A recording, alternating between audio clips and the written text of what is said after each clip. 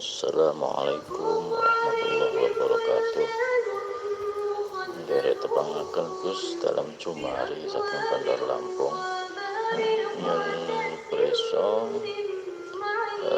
mutasabihatipun surah Al-Baqarah ayat ingkang surasahanipun alladzina yu'minuna bil ghaib. Niku napa lajeng napa hubunganipun kalian sifat wujud. Matur nembah nuwun. Assalamualaikum warahmatullahi wabarakatuh. Alhamdulillahirabbil alamin. Waalaikumsalam warahmatullahi wabarakatuh. Memang Allah itu Maha Gaib, tapi Allah juga Maha Nyata. La ilaha illallah al-malikul haqqul mubin. Tiada Tuhan selain Allah. Dialah yang maha besar dan maha nyata. Jadi memang Allah itu maha gaib dan maha nyata, maha zahir dan maha batin, maha awal dan maha akhir. Alhamdulillahirabbil alamin. Allah itu maha gaib. Bagi siapakah Allah itu maha gaib? Tidak nyata, abstrak.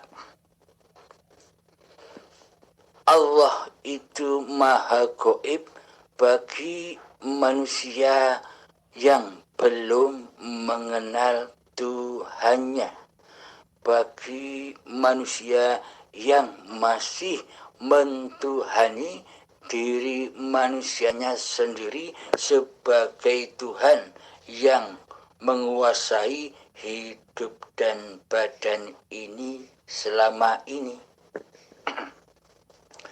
Bagi merekalah Allah itu gaib, Allah itu tiada, dan Allah itu tidak hudur di hati mereka.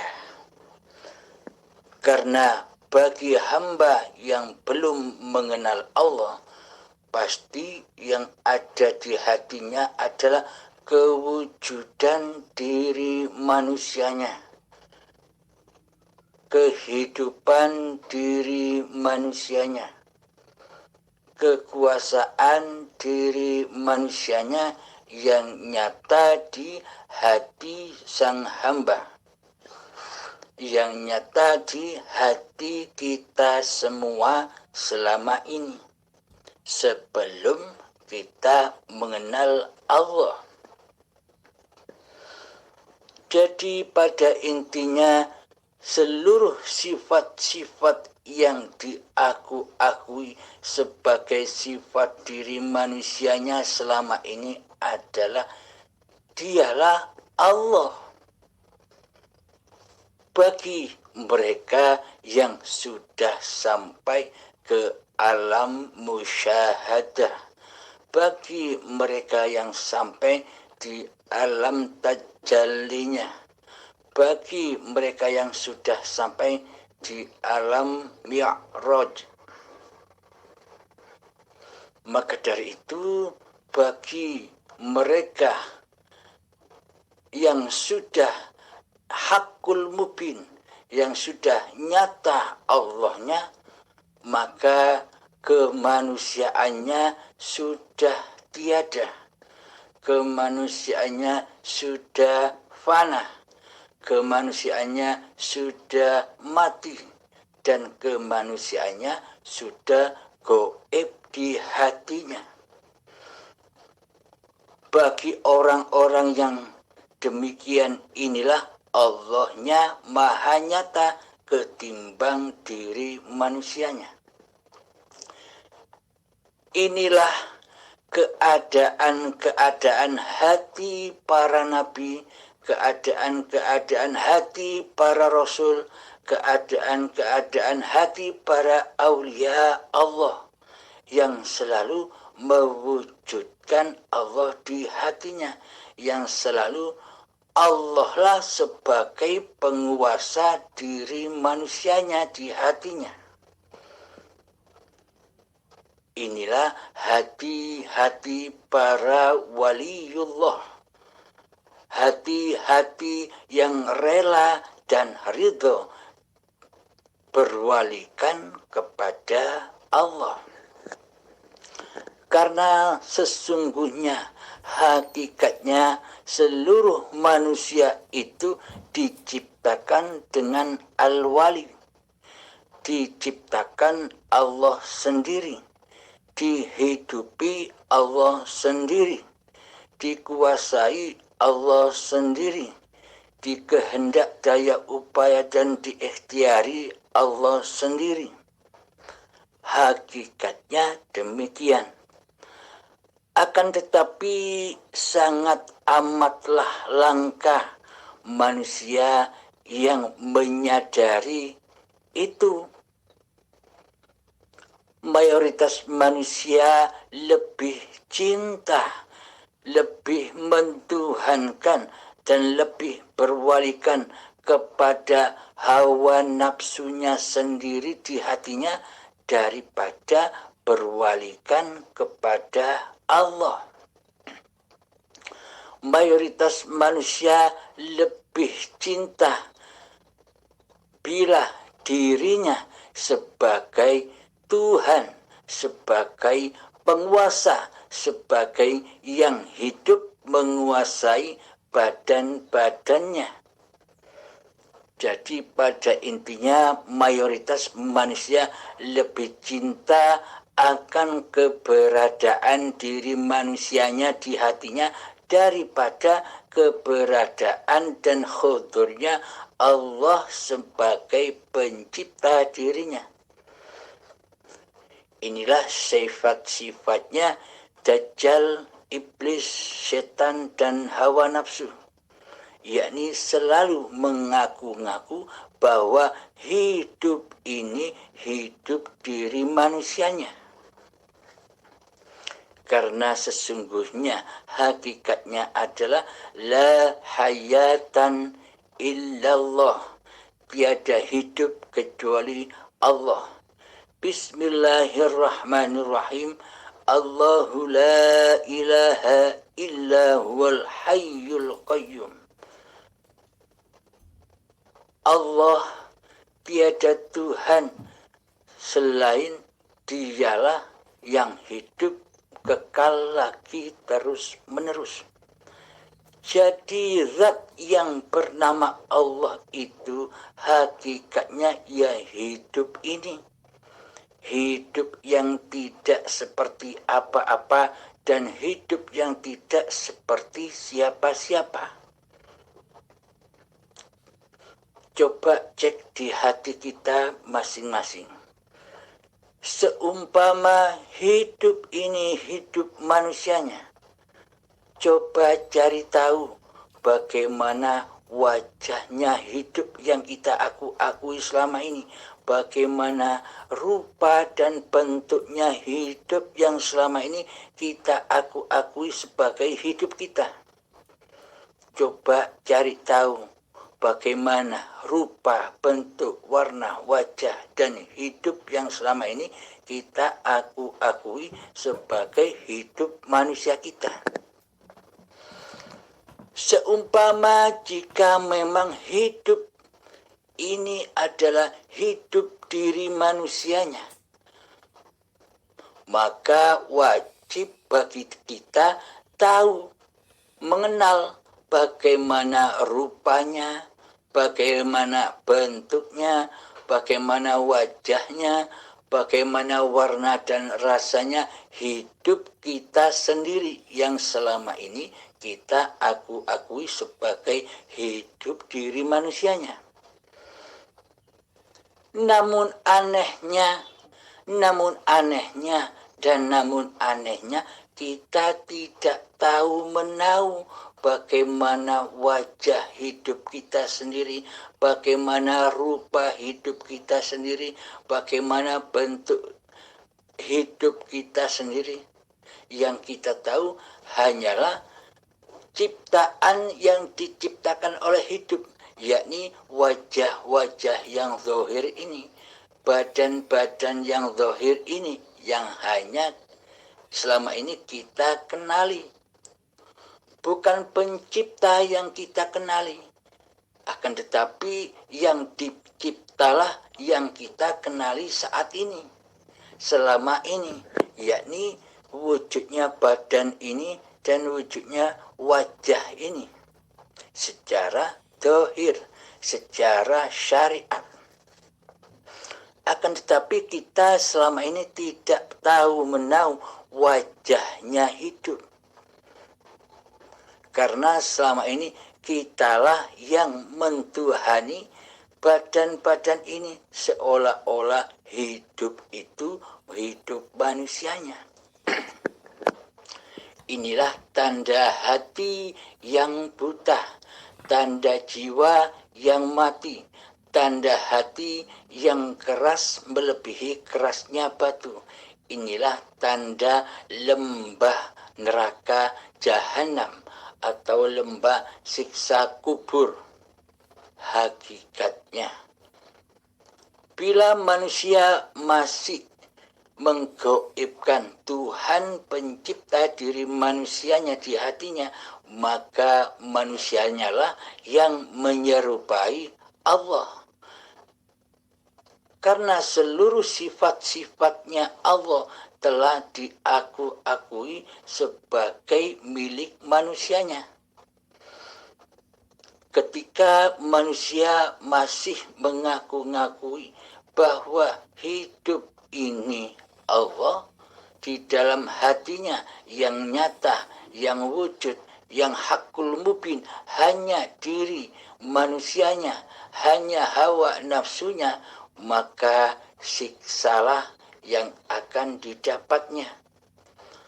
Di dalam mengarungi kehidupan ini akan banyak kendala-kendala, ujian-ujian, dan bencana yang akan menakut-nakuti hatinya. Karena apa? Karena yang paling ditakuti oleh manusia itu adalah hakikat sifat diri sejati manusianya, yakni mati. Inilah anehnya manusia yang takut kepada hakikat diri sejatinya, yakni mati. Karena manusia tidak mau mati, maunya manusia hidup terus. Inilah tanda manusia-manusia yang menyerupai Tuhannya yang hidup. Kenapa manusia takut akan hakikat sifat diri sejatinya yang mati, yang tak hidup, yang gaib, yang tak nyata? Karena sudah lamanya manusia menjadi Tuhan penguasa di hatinya.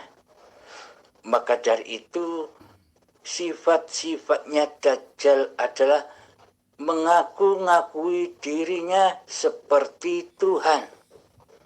Karena Allah, karena Tuhan di hatinya maha gaib, tidak nyata. Maka hawa nafsunya lah yang mengaku-ngaku atas kekuasaan seluruh tindak laku badan-badannya selama ini. Sholat diakui sebagai sholat milik manusianya. Puasa diakui sebagai hak milik manusianya yang mampu berkuasa untuk puasa. Dan sebagainya. Seluruhnya dituhani oleh manusianya. Tiada urusan dengan Allah. Karena Allah digoibkan dan ditiadakan oleh mayoritas manusia. Bagi mereka inilah Allah itu goib. Bagi mereka-mereka yang belum kenal Tuhannya lah, Allah itu maha goib. Selama Allah itu maha goib di hati sang hamba, maka selamanya hamba tidak dikatakan bertuhan di hatinya. Meskipun kelihatannya dohir-dohirnya dibungkus dengan agama, meskipun kelihatannya dohir-dohirnya dibungkus dengan amal ibadah, meskipun kelihatannya dohir-dohirnya dibungkus dengan ibadah, sholat dan puasa, bahkan berhaji. Akan tetapi kesemuanya itu syariat-syariat badan-badaniyahnya itu hanyalah untuk menutupi dajjal yang ada di dalam diri, untuk menyelimuti kedajjalan diri kita sendiri selama ini, agar tidak diketahui oleh manusia lain bahwa yang jadi Tuhan di dalam diri ini adalah masih terkuasai oleh manusianya yang wujud. Maka dari itu agama-agama dan bertuhan secara dohiriyah itu belum cukup, masih jauh, karena hati masih belum Islam, hati belum selamat sampai kepada Tuhan pencipta dirinya. Maka dari itu bagi seluruh manusia-manusia yang yakin di hatinya, yang percaya di hatinya bahwa Allah itu ada, bahwa Tuhan semesta alam itu ada sebagai pencipta alam semesta dan sebagai pencipta diri manusianya. Selama ini hanyalah sebatas keyakinan-keyakinan yang bohong. Sebatas yakin saja. Yakin Allah itu ada, yakin Tuhan itu ada. Akan tetapi manusia masih terlena dengan ketuhanannya di hatinya. Manusia merasa bertuhan, akan tetapi pada kenyataannya manusia mendustai keyakinannya sendiri selama ini. Jadi bertuhannya, keyakinan bertuhannya dan keyakinan beragamanya selama ini bohong, dusta, tidak teraplikasi di hatinya. Tanda buktinya selama ini kita masih merasa sebagai pencipta apa-apa yang kita kerjakan atas dohir-dohir kita selama ini. Kitalah yang menjadi Tuhan di dalamnya. Kitalah yang merasa berkuasa di dalamnya.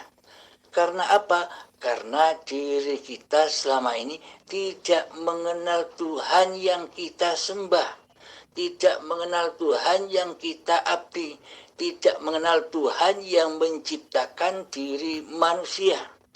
Sehingga kitalah yang menjadi penguasanya hati, sehingga kitalah yang menjadi rajanya hati, sehingga kitalah yang menjadi Tuhannya hati.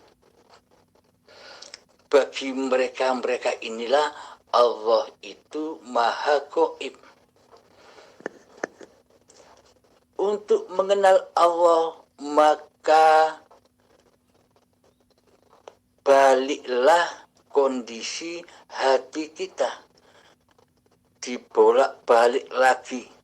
Bahwa sesungguhnya manusia itu tidak punya sifat apa-apa kecuali al-maut, kecuali mati dan adam, tidak ada, tidak wujud. Manusia sifatnya demikian.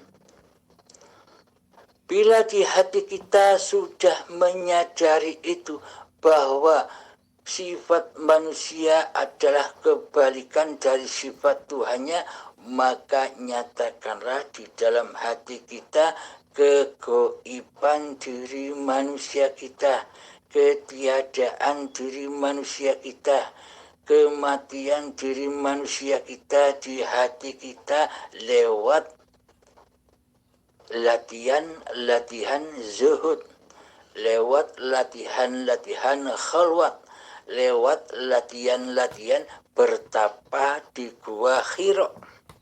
Di mana hakikat Gua Hira itu? Kalau syariatnya Gua Hira ya di Mekah sana, tempat Kanjeng Nabi berkhalwat, tempat Kanjeng Nabi berzuhud, tempat Kanjeng Nabi bersemedi selama 15 tahun sebelum kenabian. Dimulai sejak pernikahannya dengan Siti Khadijah, yakni usia 25 tahun hingga sampai 40 tahun, Kanjeng Nabi sering mendatangi Gua Hira. Bahkan di dalamnya berhari-hari di sana, membawa bekal dari rumahnya. Tujuannya hanya untuk awaluddin ma'rifatullah. Tujuannya hanya mencari agama. Maksudnya agama itu apa? Agamanya hati itu apa? Agamanya hati adalah awaluddin ma'rifatullah. Agamanya hati adalah mengenal Allah, menyaksikan Allah. Itulah agamanya hati.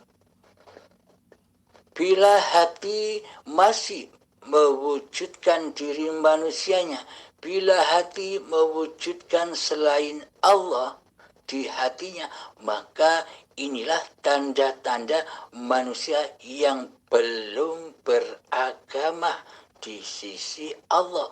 Manusia yang masih ateis di sisi Allah, meskipun dipandang oleh manusia kita sudah beragama dan bertuhan secara syariatnya.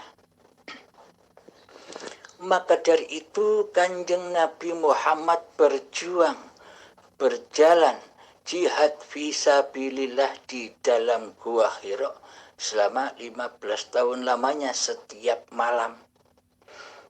Apa maknanya Gua Hira itu? Hakikat Gua Hira itu adalah hati kita yang selama ini gelap, yang selama ini malam, yang selama ini hening akan keberadaan Tuhan pencipta dirinya. Karena selama ini di dalam hati kita terang benderang kemakhlukannya, terang benderang ciptaan-ciptaannya di hati kita yang selama ini kita Tuhan-Tuhankan. Jadi berhala-berhala sebelum Kanjeng Nabi diutus oleh Allah itu, berhala di dalam Baitullah Ka'bah ada 4 berhala yang selalu menguasainya.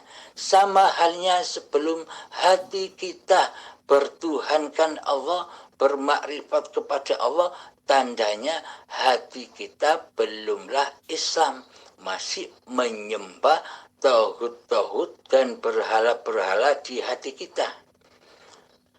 Berhala-berhala yang paling besar di hati kita adalah Dajjal yang logonya kafaro, hawa nafsu, setan, iblis.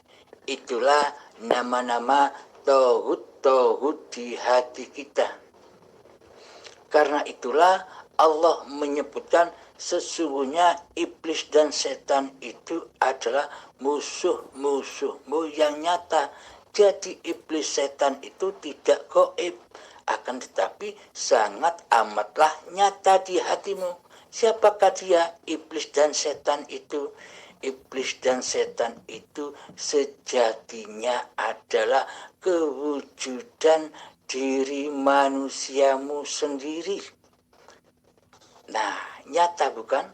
Iblis dan setan itu, Shadaqallahul Azim, maha benar Allah dengan segala firman-Nya. Akan tetapi anggapan mayoritas manusia selama ini, iblis dan setan itu gaib. Nah, mana mungkin kita bisa berperang fisabilillah sementara kita tidak tahu siapa musuh-musuh kita. Karena selama ini kita menggaibkan dan tidak menyatakan keberadaan iblis dan setannya. Namun setelah kita mengenali hakikatnya siapa iblis setan yang nyata ini, yakni diri kita sendiri, nama manusia kita sendiri di hati kita, itulah iblis dan setan yang wajib kita perangi.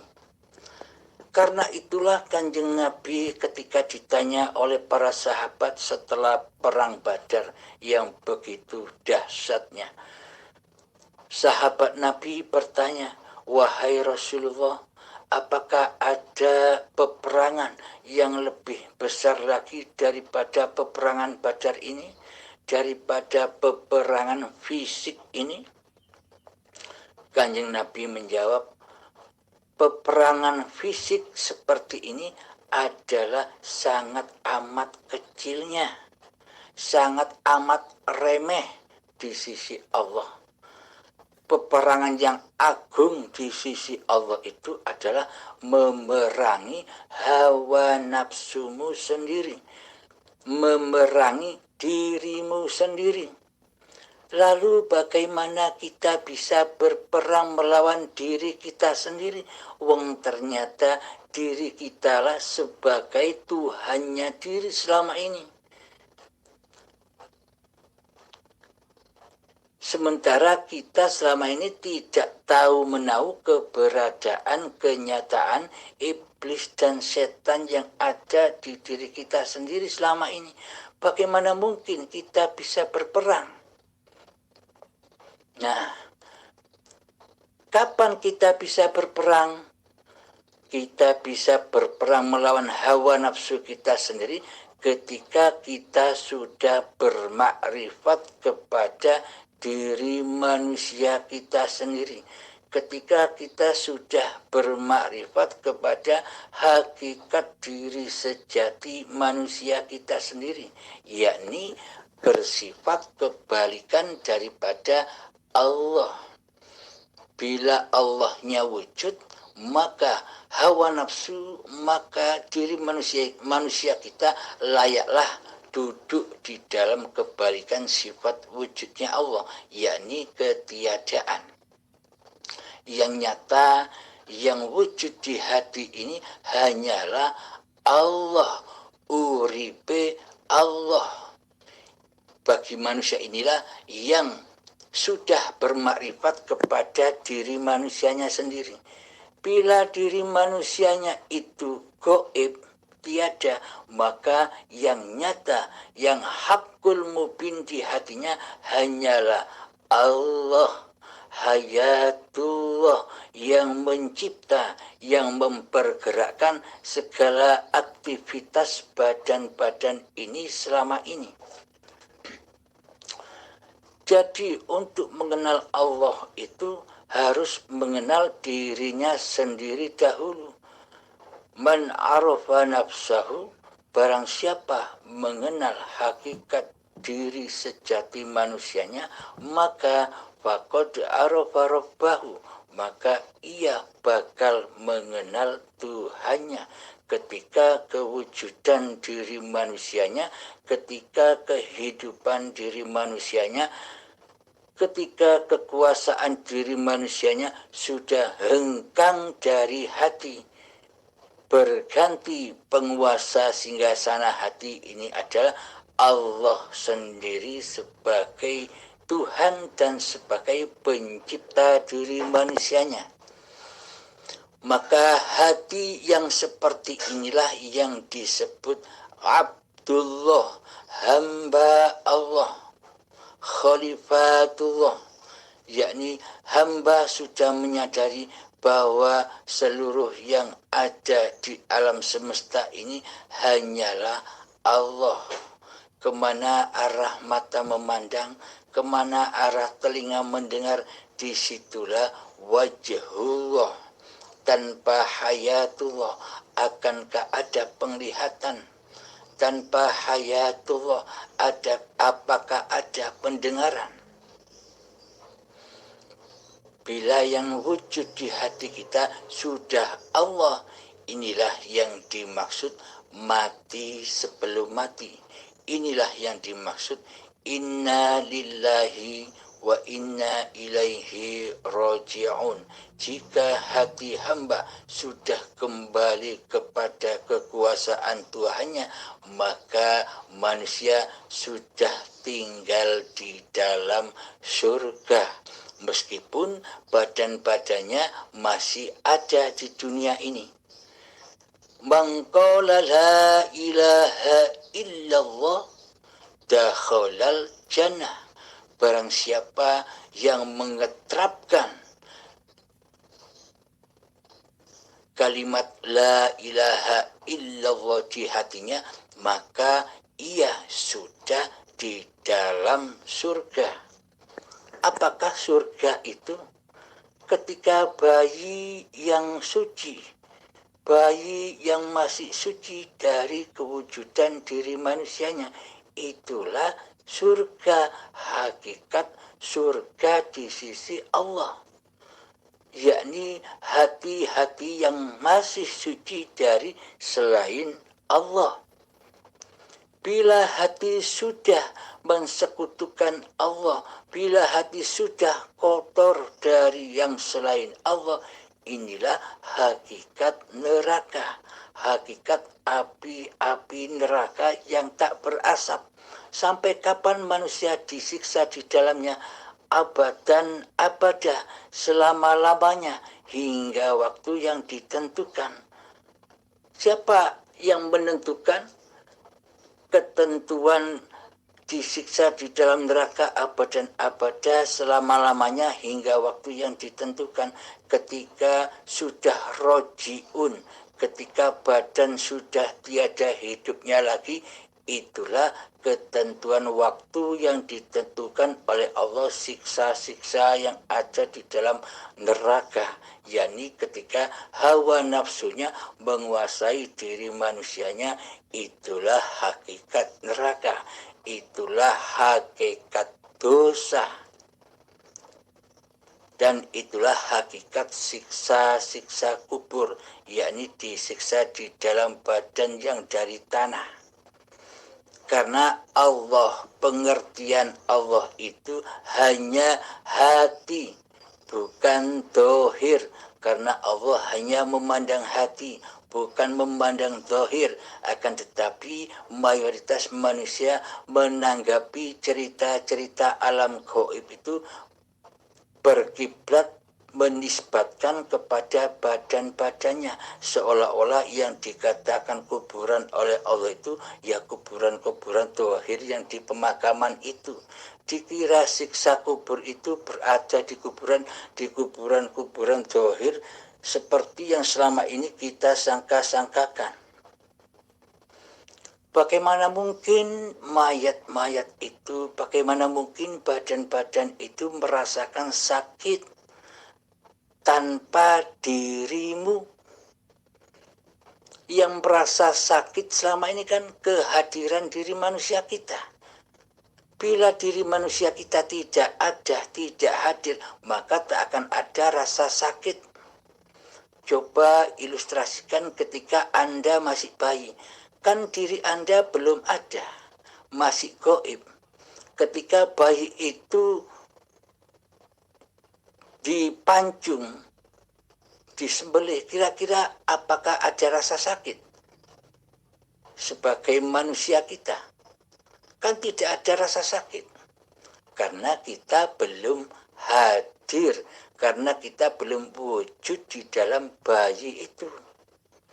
Kelihatannya manusia menganggap itu sakit karena manusia berkaca di dalam diri manusianya, membayang-bayangkan diri manusianya yang dipancung, sehingga seluruh apa-apa yang diceritakan di syariat itu diangan-angankan oleh badanianya, seolah-olah siksa kubur itu seperti siksa-siksa yang ada di dunia ini.